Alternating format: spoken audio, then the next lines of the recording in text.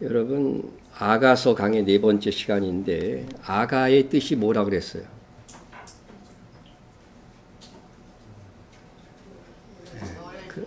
그렇죠. 노래들 중에 노래. 이 말은 최고의 사랑 노래다 하는 겁니다. 우리가 그런 관점에서 오늘 말씀을 또 계속 이어갔으면 좋겠습니다. 지난 강의를 복습하면서 이어가는데 술람미 여인은 자신을 후궁으로 삼으려고 하는 왕 앞에 있으면서도, 그리고 그 왕이 자기의 아름다운 외모를 찬양을 보내는 중에도 그의 마음에는 누가 있어요? 사랑하는 목자가 있습니다. 이에 술람미 여인은 연모하는 목자를 향한 아가를 부릅니다. 나의 사랑하는 자는 내 품 가운데 몰약 향주머니요, 나의 사랑하는 자는 내게 엥게디 포도원의 고베라 송이로구나. 이것은 술람미 여인이 속마음으로 부른 사랑의 노래요, 시입니다. 그런데 이 술람미 여인의 아가는 교회의 예수님을 향한 신앙 고백과도 같은 것입니다. 여기서 몰약 향주머니 그랬는데, 이 몰약은 예수님께서 탄생할 때 동방박사에 의해서 선물로 드려졌고, 예수님께서 십자가에 못 박히셨을 때 몰약을 탄 포도주를 주었다고 그랬죠. 그리고 예수님께서 돌아가시고 장사 지낼 때도 몰약을 발라서 이렇게 안장하는 것을 성경에서 볼 수 있습니다. 그래서 이 몰약은 우리를 위해서 예수님께서 대속의 피를 흘려주신 것을 상징하고 예언하는 것입니다. 그 다음에 엥게디 포도원, 이 엥게디는 어디라고 그랬어요? 요새라고 그랬죠. 요새. 그래서 우리 주님이 우리의 방패요, 우리의 요새, 피할 바위 되신다 하는 그런 의미를 가질 수가 있다고 했습니다. 그리고 고베라 송이는 뭐냐? 내게 고베라 송이가 된다고 했는데, 이 고벨은 원어로 보면 고페르라고 그랬죠. 고페르는 노아 방주를 만들 때의 나무의 제목이었습니다.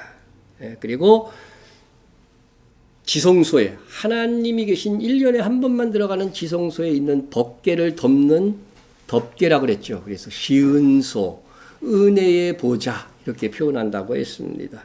그래서 바로 우리의 죄를 덮는 것은 누구예요? 예수 그리스도의 보혈로 덮습니다. 그래서 1년에 한 번 대제사장이 들어가면 어디에다가 피를 뿌려요? 바로 이 시은소에다가 피를 뿌리는 것입니다. 이 모든 것이 예수님께서 우리를 대신하여 십자가의 죽으심을 믿는 신앙 고백에 해당한다는 것입니다. 그러니까 우리가 그냥 시적으로만 이게 다 읽을 수 있지만 하나하나 뜯어서 이 말씀을 살피면 다 예수 그리스도를 가리키고 있다고 하는 것을 깨달을 수 있습니다. 자, 우리의 신앙 고백을 보여주는 술람미 여인의 노래에 예수 그리스도를 상징하는 목자 역시 사랑의 노래로 화답합니다. 내 사랑아, 너는 어여쁘고 어여쁘다. 내 눈이 비둘기 같구나. 목자는 여인을 사랑하고 있고, 목자는 여인의 지금 눈을 바라보고 있습니다. 모든 여인들은 사랑하는 사람이, 사랑하는 남자가 자기를 바라다 보기를 원합니다. 우리 주님은 지금 우리를 보고 계십니다. 사랑 가득한 눈길로 보시면서 어여쁘고 어여쁘다. 한 번 어여쁘다는 말로 충족이 안 돼서 어여쁘고 어여쁘다 반복하시며 내 눈이 비둘기 같구나 말씀하고 있습니다. 목자는 이 사랑의 노래로 술람미 여인의 사랑을 받아들이고 있는 것입니다. 간혹 보면 사랑을 받지 못한 연고로 괴로워하는 분들이 있습니다. 사랑에 목말라 합니다. 그러나 혹 내가 사랑을 받지 못했을지라도 주님께서 날 사랑함으로써 나를 사랑하고 있다는 이 사실에 우리는 위로를 받을 수가 있습니다. 주님은 나의 이름 대신 내 사랑아, 내 사랑아. 내 이름 대신 누가 내 사랑아 이렇게 부르면 기분 좋겠어요? 나쁘겠어요? 아무나 부르면 또 기분 나쁜데 정말 내가 사랑하는 사람이 내 사랑아 이렇게 부르면 얼마나 행복할까? 이런 고백 들어본 지 오래됐죠? 오래됐을 겁니다. 내 사랑아 이렇게 부르고 계십니다. 우리가 주님의 사랑의 이 고백을 언제나 들을 수 있도록 내 사랑아 아가서에 기록해 놓았습니다. 그리고 날 보고 어여쁘고 어여쁘도다. 그리고는 우리의 눈을 보시고는 뭐라고 그러셨어요? 내 눈이 비둘기 같구나. 여러분, 아름다운 눈은 여성의 아름다움을 나타내는 주요 특징입니다. 근데 우리 눈을 보고 비둘기 같은 눈이다. 이게 어떻게 생길 거 그가? 비둘기. 여러분 눈 다 보면서 비둘기가 연상됩니까? 내 눈이 비둘기 같구나. 그게 술람미 여인이 그 까무잡잡했는데 아름답다고 그랬거든요. 그러면 아마 이런 눈이 아니었을까 상상해 보았습니다. 유대 랍비들의 전통에 의하면 아름다운 눈은 아름다운 인간성을 상징한다. 그렇게 보았습니다. 목자는 사랑하는 술람미 여인의 눈을 보고는 비둘기 같다. 평온함을 느낀다는 것이죠. 그러면 이게 비둘기 같다는 의미가 어떤 뜻을 담고 있을까? 여러분, 고베라 송이가 노아의 방주의 고페르 나무를 상징하는 게 아니라 그거와 똑같다고 그랬죠. 나무 제목이. 그런데 비둘기도 노아의 방주와 좀 관련이 있습니다. 까마귀를 내놓음에 까마귀가 물이 땅에서 마르기까지 날아 왕라였더라. 노아가 이제 홍수가 탁 하고서 이제 비가 그쳤어. 이제 땅이 말라야 될 거 아니야. 온 지면이 물로 가득 찼으니까. 그것을 알아보기 위해서 까마귀를 내보냈다는 거죠. 근데 이 까마귀는 레위기에 보면은 부정한 동물로 취급이 돼요. 까마귀는 물이 마르지 않았음에도 방주로 돌아왔어요? 안 돌아왔어요? 왔다 갔다만 하지 방주로 안 돌아왔어요. 그래서 노아의 입장에서는 물이 지면에서 말랐는지 안 말랐는지 알 수가 없었습니다. 이에 노아는 두 번째로 날려보낸 새가 비둘기였어요. 그가 또 비둘기를 내놓아 지면에서 물이 줄어드는지를 알고자 하매 온 지면에 물이 있으므로 비둘기가 발붙일 곳을 찾지 못하고 방주로 돌아와 그에게 오는지라. 그가 손을 내밀어 방주한 자기에게로 받아들이고.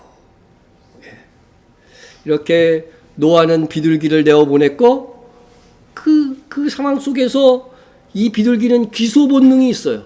기소 본능이 있어갖고 아직 물이 마르지 않은 상태에서 비둘기는 방주로 탁 날아오니까 아직 땅이 마르기까지는 물이 안 줄어들었구나. 그것을 알게 됩니다. 그리고 노아는 7일 후에 다시 비둘기를 날려보냈는데 그 입에 감람나무, 그죠? 우리 교회 옥상에도 하나 있는데 감람나무 잎사귀를 탁 입에 물고 온 겁니다. 그래서 노아는 물이 이제 땅에까지 말랐구나. 그것을 알고서 이제 다시 또 7일이 지난 다음에 비둘기를 탁 내보냈더니 이번에는 돌아오지 않은 것입니다. 살만하다 이렇게 된 거죠. 노아는 노아의 이 홍수 속에 물이 줄어듦을 비둘기를 통해서 알고 그의 행동을 정하게 되는 것입니다. 까마귀는 노아에게 별 도움이 되지 않았지만 비둘기는 방주에 있는 노아에게 중요한 정보를 가져다 준 것입니다. 노아에게 쓰임을 받은 것이죠. 성경에서 방주가 휴거될 교회를 의미한다면 비둘기는 우리 성도들에 대한 상징입니다. 비둘기는 후에 레위기에서도 청결한 동물로 취급이 되었어요. 새 중에는요 유일하게 속죄 제물로 가능한 것이 비둘기밖에 없었어요. 그리고 정결의식에도 세 중에 비둘기로만 가능했습니다. 그래서 비둘기는 예수 그리스도의 대속으로 속죄함을 받은 우리 그리스도인을 가리킵니다. 그래서 우리 그리스도는 어떤 존재냐? 그러므로 이제 그리스도 예수 안에 있는 자에게는 결코 뭐가 없어요? 정죄함이 없다는 것입니다.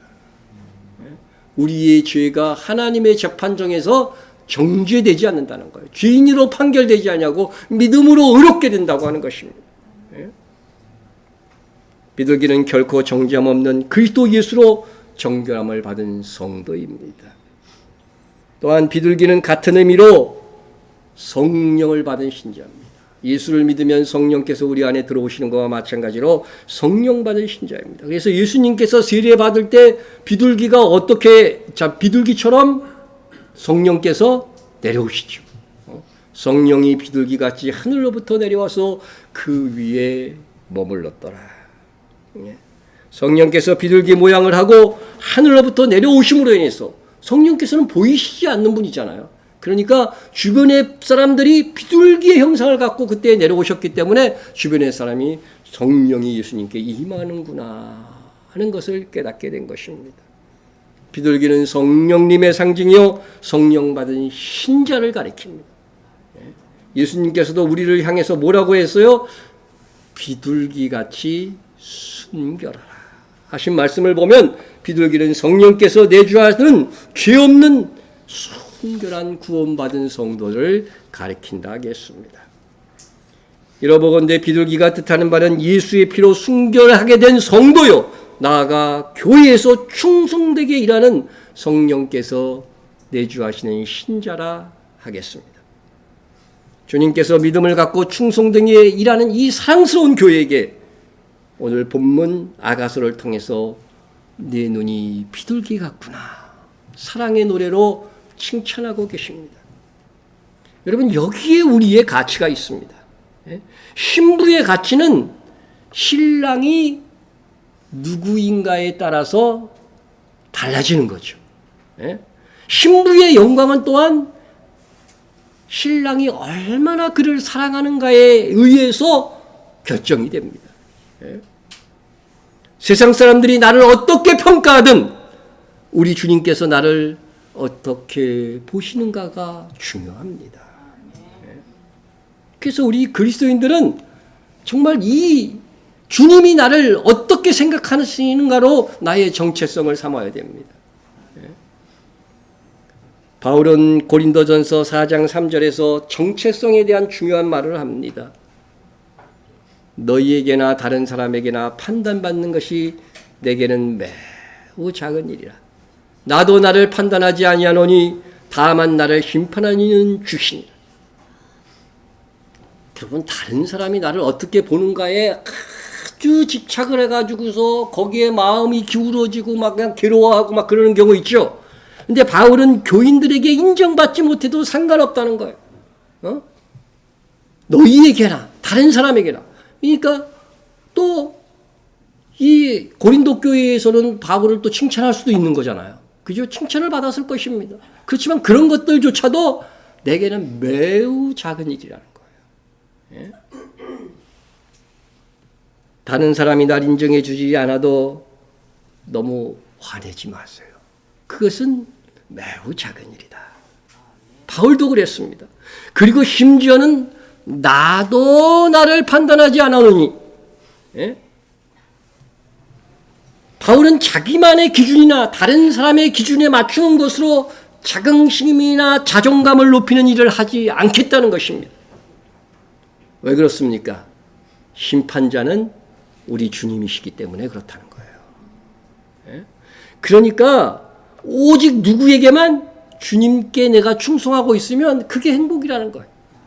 그래서 맡은 자들에게 구할 것은 충성이니라 이렇게 말씀하고 있는 것입니다.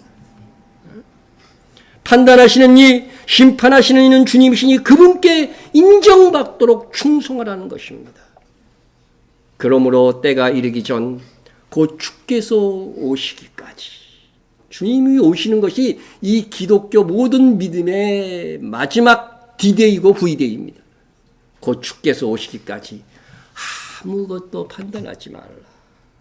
그가 어둠에 감춘 것을 드러내고 마음의 뜻을 나타내리니 그때에 각 사람에게 하나님으로부터 칭찬이 있으리라. 달리 말하면 상이 있으리라. 우리가 다 같이 주를 위해 충성하지만 누구의 공로가 큰가 함부로 판단하지 말자는 것입니다. 주님 다시 오실 때 어둠에 감춘 것을 드러내나니 우리의 마음까지 살펴서 오직 충성된 자에게 하나님으로부터 칭찬이 있을 것입니다. 중요한 것은 우리 주님이 오실 때에 그분, 주님의 판단은 하나님의 판단이잖아요. 하나님의 판단입니다. 그때 부끄러움이 없도록 마음의 중심에서 우러나온 충성이 있어야 합니다.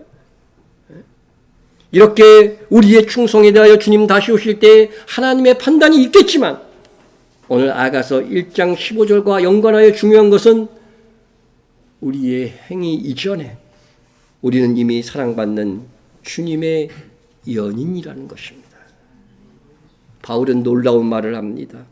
그리스도 안에서 우리를 향한 나에 대한 최종적인 심판자이신 하나님의 판결은 이미 내려졌다는 것입니다.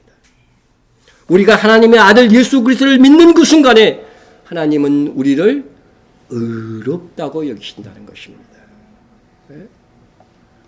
한 번도 죄를 짓지 않은 사람처럼 우리를 흠없고 거룩한 예수님처럼 우리를 봐준다는 거예요.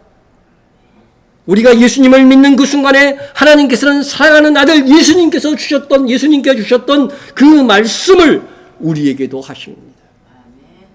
이는 내 사랑하는 아들이요 내 기뻐하는 자로다. 너는 내 아들이라. 이게 고대에는 다 왕에게 하는 말이라 그랬죠.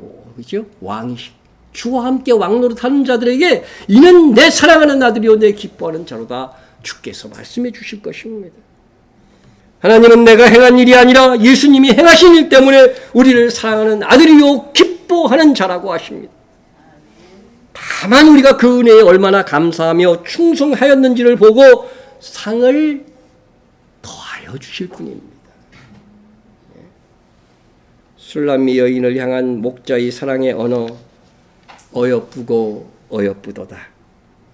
그 사랑이 어제도 오늘도 우리의 행위와 상관없이 부어지고 있습니다. 나를 향한 주님의 사랑 고백을 기억하고 우리 그 사랑 안에서 자유와 행복을 누립시다. 자식이 잘못했다, 아버지 어머니에게 잘못했어요. 그러면은 움츠려 들죠. 야단꾸중 맞을 거 들죠. 그렇지만은 우리 엄마 아버지가 나를 쫓아낼 것이다. 그죠? 집에서 완전히 그렇게 상상하는 자식은 없습니다. 여러분, 그 구원은 그와 같은 것이에요. 그와 같은 것입니다. 우리 하나님이 한 번 자녀를 삼으시면은 우리 자녀의 자격을 박탈하는 일은 없다고 하는 것입니다. 그 은혜, 그 사랑이 헛되지 않도록 다만 우리는 주님을 마음 다해 사랑합시다. 목자가 술람미 여인에게 내 사랑아 너는 어여쁘고 어여쁘다 내 눈이 비둘기 같구나 이런 노래로 화답하자 이제 다시 술람미 여인이 또 다시 이렇게 노래를 주고받는 거예요. 이건 아가서는 뮤지컬이라고 여러분 생각하면 돼요. 그러니까 현재의 막 역사가 사건이 이루어지듯이 생각하면 안 됩니다. 상상 속에 지금 이 노래가 불려지고 있는 거예요. 술람미 여인이 목자라에게 노래합니다. 나의 사랑하는 자야 너는 어여쁘고 화창하다. 우리의 침상은 푸르고 우리 집은 백합목들보 작나무 석가래로구나. 목자가 술람미 여인에게 내 사랑아 부르니 여인도 나의 사랑하는 자야 하고 이렇게 부릅니다. 이 역시 사랑하는 목자를 어여쁘고 화창하다고 얘기합니다. 목자가 여인에게 어여쁘다고 그랬는데 술람미 여인도 목자에게 어여쁘다고 하는 말을 씁니다. 이것은 성경에서요 남자를 향해서 어여쁘다고 말한 유일한 경우예요. 그래서 이 영어 성경은 이것을 남자 보고 어여쁘다 그거보다 잘생겼다. 영어 단어로 하면 핸섬하다. 예수님 보고 핸섬하다 그런 거야. 우리가 그런 고백을 해야 되는 거죠. 핸섬하다. 그리고 나서 화창하다고 그랬는데 이것은 기분 좋다, 사랑스럽다 그런 뜻이에요. 화창하다는. 예? 이 말은 이어진 우리의 침상은 푸르고와 연결된 말입니다. 술람미 여인은 지금 마치 이 푸르다는 말은요, 울창한, 싱싱한 그런 뜻인데, 술람미 여인은 마치 숲속에 있는 젊고 핸섬한 너무나 사랑스러운 여인과 지금 침대에 누워있는 것을 상상하는 거예요. 예? 사랑하는 사람과의 가장 진한 사랑을 소망하는 여인의 모습입니다. 술람미 여인은 목자와 하나 되는 최고의 사랑을 그리고 있습니다. 이것이 사람과 사람이 맛볼 수 있는 최고의 기쁨입니다.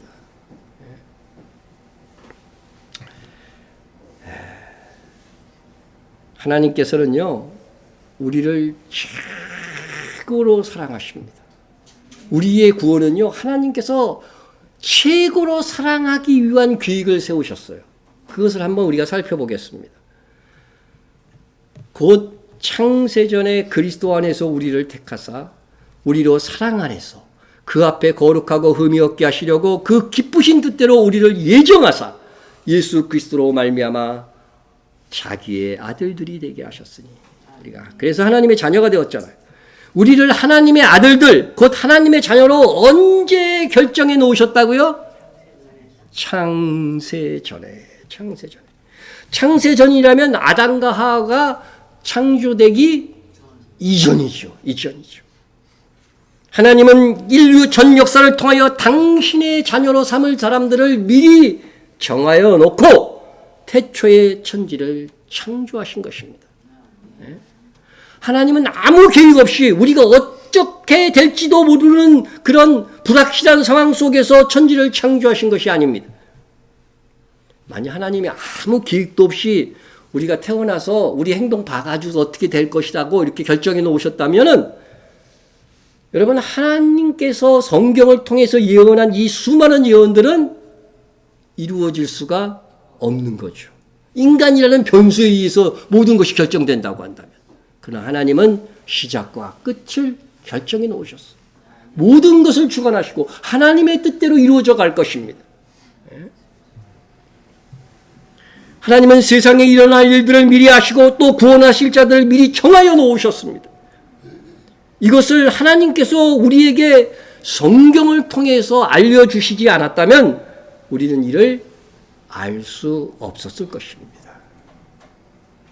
그런데 하나님의 자녀를 선택해 놓으셨는데 그리스도 안에서 선택했다 이렇게 돼 있어요. 그죠? 그리스도 안에서. 예수 그리스도로 말미암아 자기의 아들들이 되게 하신 것은 그리스도로 말미암아 되게 하셨다는 거예요. 이것이 주는 첫째 의미는 하나님께서 아담과 하와가 선악과를 따먹고 타락할 것을 미리 알았다는 거예요? 몰랐다는 거예요? 알고 계셨다는 것입니다. 우리를 예수 그리스도 안에서 선택하셨다는 것은 우리가 죄인으로 다 인류의 모든 사람들이 죄인 될 것을 아시고 그 죄를 대속하기 위해서 예수님이 오신 거니까 인류가 타락할 것을 미리 다 계획하시고 아셨다는 거예요. 아셨다는 것입니다. 우리가 죄인 되지 않았다면 예수님께서 이 땅에 오실 필요가 있었나요? 없었나요? 필요가 없는 거죠. 사람이 죄로 타락할 줄 아시고 예수님께서는 우리 죄를 대신하여 죽으사 구원하시기로 창세전에 하나님께서 계획해 놓으셨다는 것입니다. 그럼 이런 의문을 갖게 됩니다. 아니 하나님께서 우리를 선택하여 주시되 아담과 하와가 타락하지 않고 죄짓지 않도록 계획하셨다면 예수님이 굳이 오시지 않아도 되고 그 모진 고난 십자가를 주시고 죽지 않으셔도 되는데 왜 그렇게 하신 것이냐 하는 것입니다.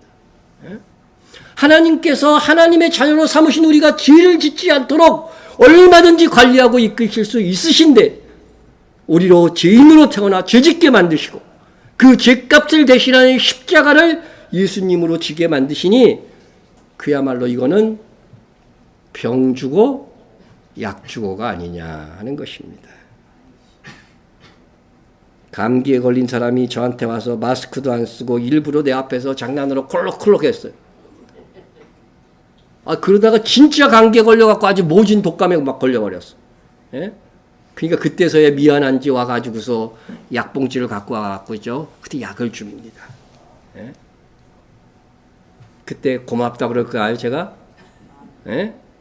약을 먹긴 먹겠지만 얄밉지요.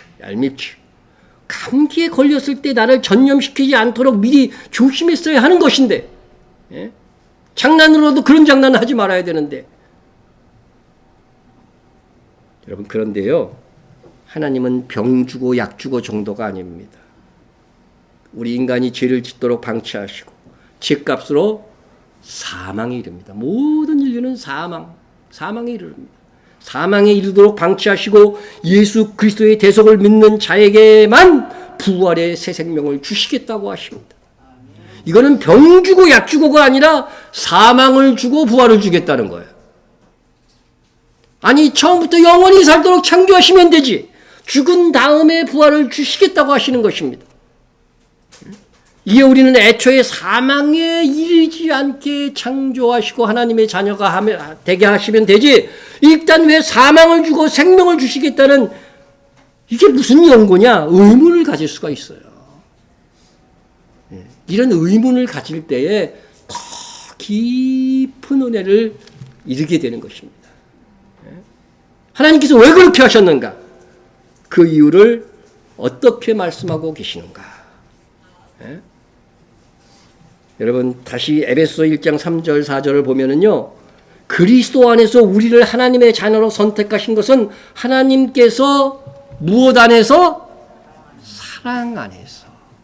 이런 방식으로 지금까지 우리가 의문을 가질 만한 이런 예수 그리스도로 말미암아 하나님을 삼으시는 이 방법은요, 하나님의 사랑 때문에 그랬다는 것입니다. 사랑 때문에. 하나님께서 우리에게 사망에 이르게 하시고 다시 부활을 주는 방식으로 구원하신 이유는 하나님의 사랑을 우리에게 나타내시고자 하시는 이유에서 나온 것입니다. 하나님께서는 우리를 하나님 편에서 아무 희생과 대가를 치르지 않고 하나님의 자녀로 삼아도 됩니다. 하지만 하나님은 가장 사랑하는 아들이신 예수 그리스도를 내어 주심으로 우리를 구원하신 것입니다. 이는 마치 하나님 자신을 우리에게 주시는 최고의 사랑입니다. 그렇게 예수님의 일생으로 우리를 구원하심으로 정말 우리를 버릴래야 버릴 수 없는 사랑의 대상이 되게 하신 것입니다. 부모는 자녀에게 희생하죠. 그죠? 우리가요, 자녀 양육을 포기하고 그 돈을 다 모았으면 지금 집 몇 채쯤 샀을까? 한번 상상해 보세요.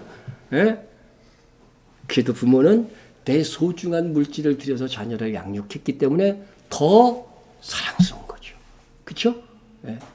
거기에 예수님은, 하나님은 우리를 위해서 죽기까지 당신이 가진 가장 소중한 것을 우리에게 희생시켜서 사랑했으니 우리를 그렇게 버릴래야 버릴 수 없는 사랑의 대상을 삼기 위해서 예수 그리스도 안에서 우리를 구원하신 것입니다. 예수 그리스도께서 사람이 되어 우리를 위하여 죽기까지 하시면서 우리를 구원하신 것은 하나님께서 우리를 사랑하시되 최고의 사랑으로 사랑하시겠다는 하나님의 사랑 계획이셨던 것입니다. 하나님께서는 우리가 그 사랑을 깨닫고 맛보고 알게 하시고자 부모와 자식 간의 사랑을 맛보게 하십니다. 그런데 아가서에서는 신랑과 신부, 사랑하는 연인 관계에 그 사랑을 맛보고 알라는 것입니다. 그래서 이와 연관하여 신약 성경에는 교회는 신부, 예수님은 신랑, 아내, 남편, 이런 영적 원리를 말하고 있는 것입니다. 그러므로 침상에서 술람미 여인이 목자와 이 사랑을 꿈꾸는 이 장면에서 우리가 예수님의 최고의 사랑을 맛보아 알라는 그런 의미가 담겨져 있는 것입니다. 하나님께서는 이 최고의 사랑을 맛보게 하시고자 우리를 남자와 여자로 창조하신 것입니다. 하나님의 형상, 곧 하나님의 형상대로 사람을 창조하시되 무엇과 무엇? 남자와 여자로 창조하시고. 그리고 하나님은 형상이 있어요, 없어요?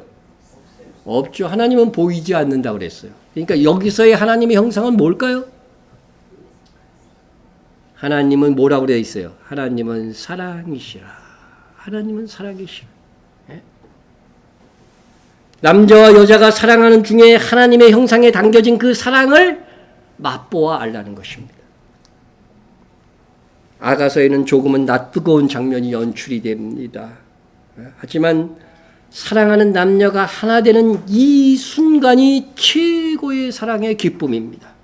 이를 통해 최고의 사랑은 예수 그리스도와 교회된 우리가 하나 되는 것임을 알려주는 거예요. 그러므로 사람이 부모를 떠나 그 아내와 합하여 그 둘이 한 육체가 될지니 이 비밀이 크도다. 이게 무슨 비밀이에요? 어떤 비밀을, 무엇을 알게 해주시는 비밀이에요? 에? 나는 그리스도와 교회에 대하여 말하노라. 여러 각도로 성경은 하나님의 사랑을 말해요. 부모와 자식 간에도 말하고 그러는데 이 아가서는 특별히 남편과 아내, 연인과 애인 그 사이에 그 아름다운 그 최고의 하나 되는 사랑이 교회와 그리스도의 사랑을 말하고 있다고 하는 것입니다. 그러므로 아가서 본문 술람미 여인이 연인 목자와 침대에서 사랑을 꿈꾸는 이 상상이 우리의 소망이 되어야 합니다. 우리도 목자 되신 주님과 우리가 하나 되는 최고의 사랑을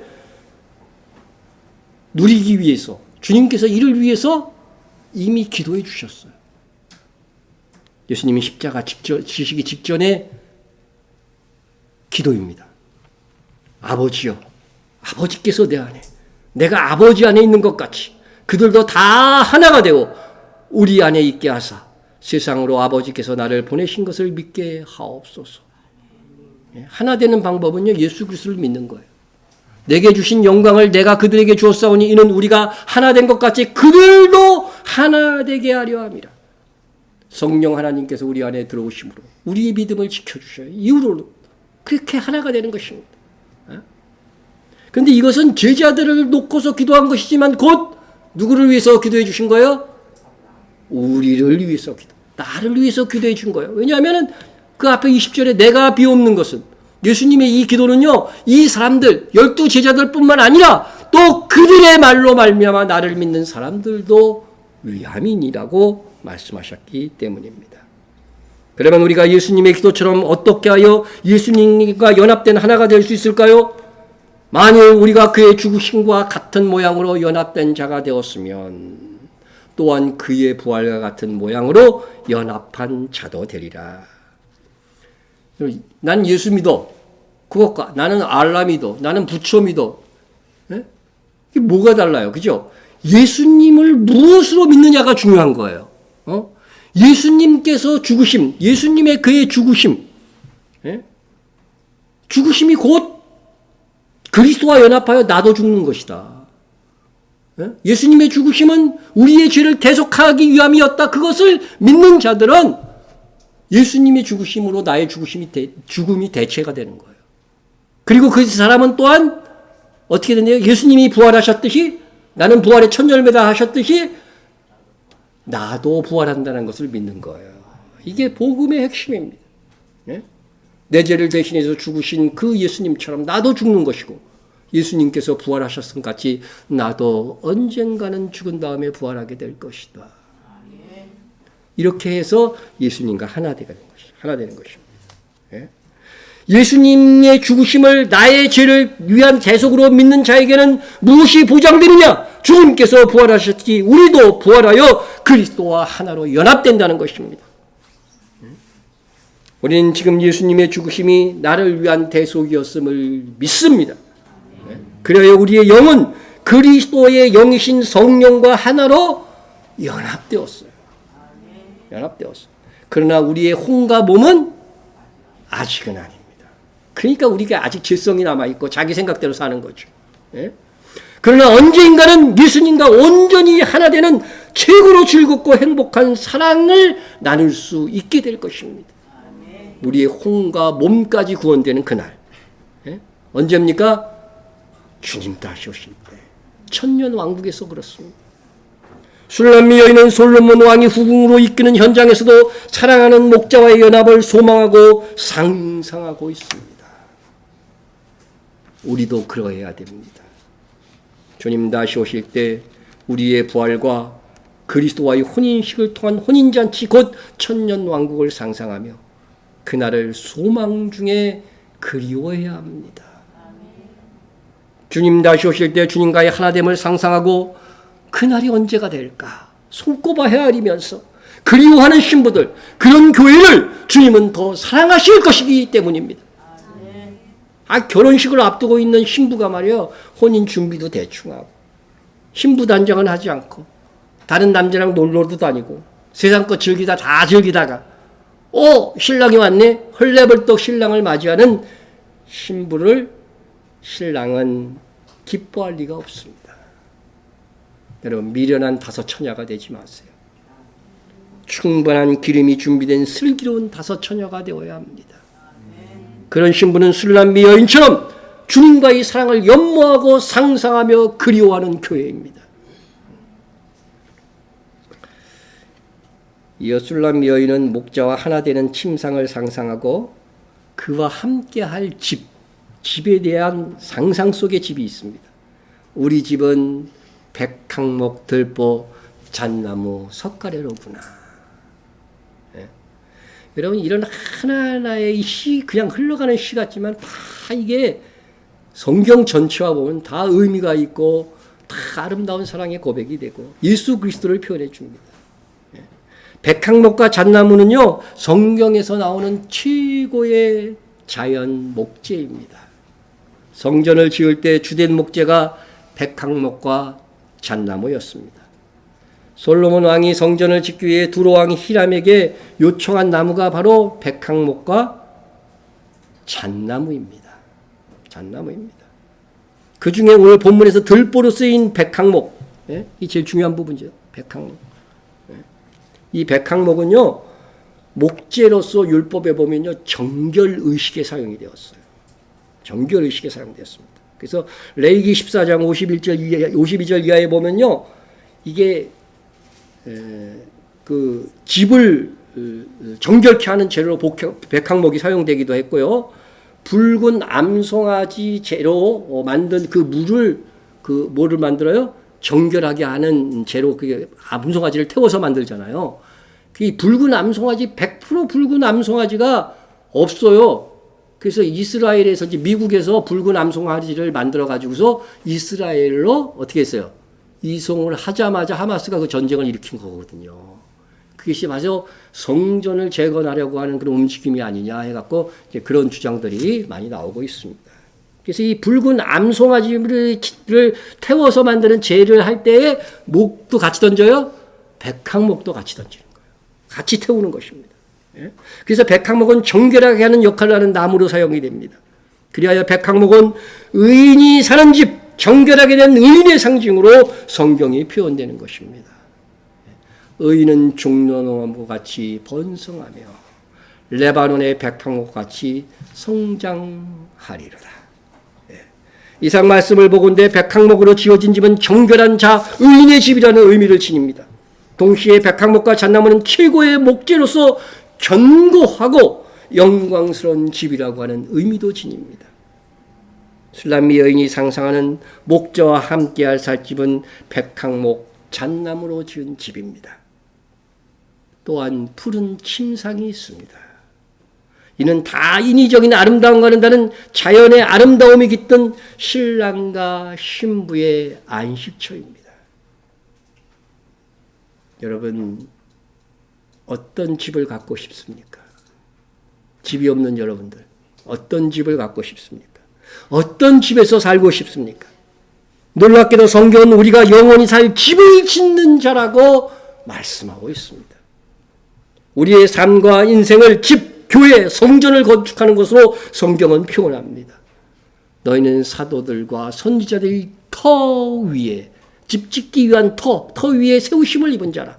그리스도 예수께서 친히 모퉁이돌이 되셨느니라. 여러분, 교회는 신자는 예수님께서 모퉁이 돌이 되는 사도와 선지자들의 터 위에 집을 짓는 자들의 모임입니다.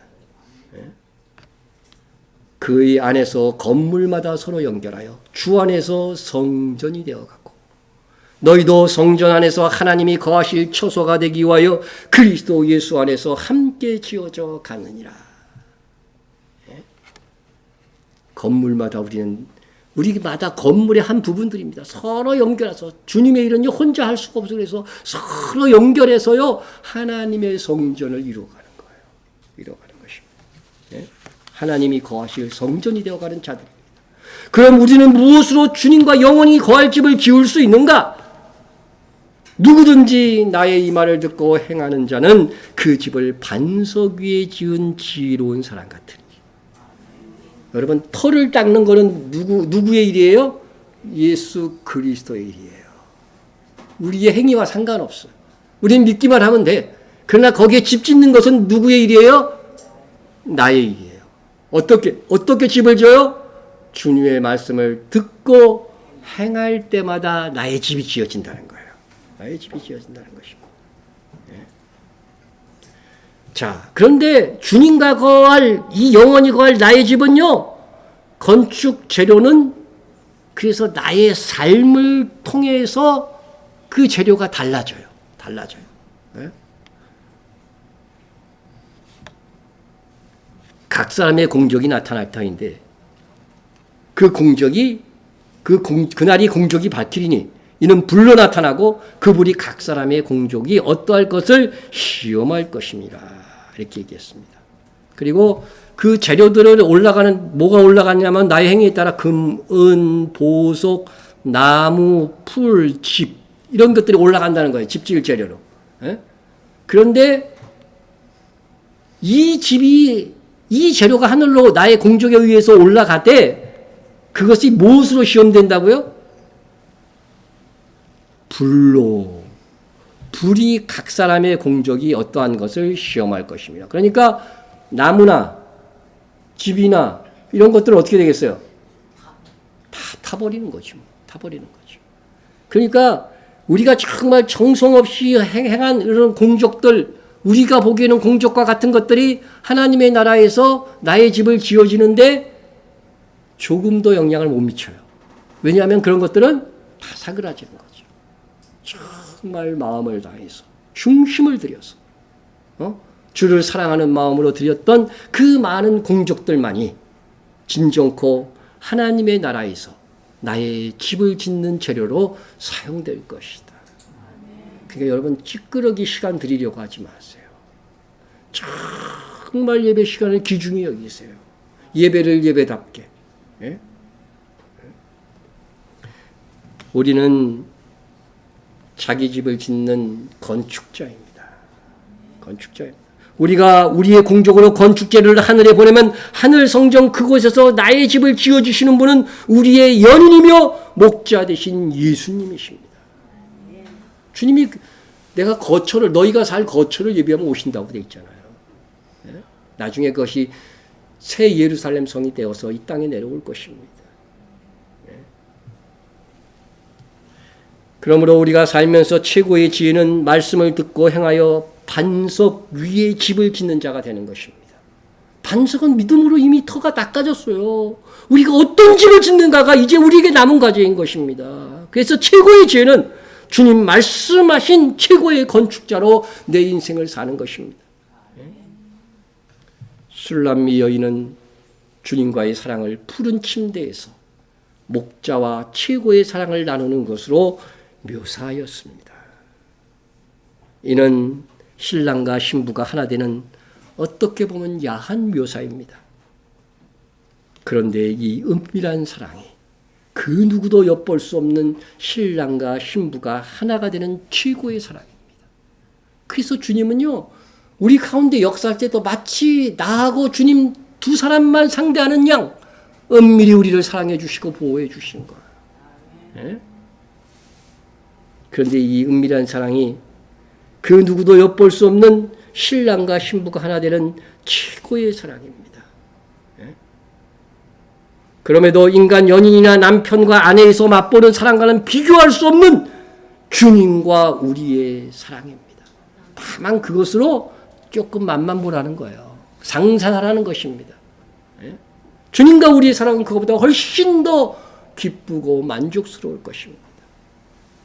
주님 다시 오시면 우리가 인간과 세상에서 맛보는 사랑과는 비교되지 않는 영광스럽고 황홀한 최고의 사랑을 맛보게 될 것입니다.